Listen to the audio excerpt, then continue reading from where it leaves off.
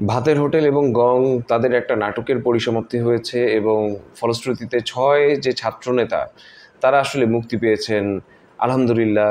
সারা দেশবাসী আসলে এই ৬ ছাত্রনেতাকে নিয়ে বিশেষ উদ্বিগ্ন ছিলেন।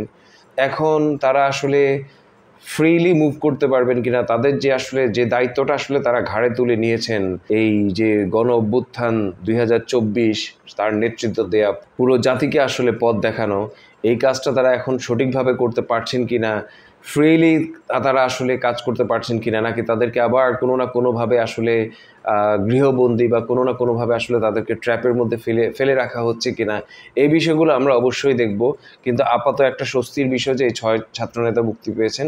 কিন্তু আমাদের এই সঙ্গে এই জিনিসটাও মাথায় রাখতে হবে যে আমাদের আরেকজন সমন্বয়ক আরিফ সোহেল, রংপুরের রাষ্ট্র সংস্কার আন্দোলন রংপুর জেলা কমিটির যিনি দপ্তর সমন্বয়কের দায়িত্ব পালন করছিলেন, শেখ কনক রহমান, চট্টগ্রাম বিশ্ববিদ্যালয় রাষ্ট্রচিন্তা যে চট্টগ্রাম বিশ্ববিদ্যালয় ইউনিট সেখানকার একজন সদস্য আল মাসনুন, এরকম আসলে এখনো অনেক অনেক ছাত্র জনতা এখন পর্যন্ত হয় গুমে আছেন কিংবা হয়তো তারা আসলে জেলে আছেন। তাদেরকে আমাদের অবশ্যই মুক্ত করতে হবে এবং যেটা সবচেয়ে বেশি গুরুত্বপূর্ণ সেটা হচ্ছে যে এই আন্দোলনটাকে একটা সফল পরিণতির দিকে নিয়ে গিয়ে বাংলাদেশকে আসলে মুক্ত করতে হবে।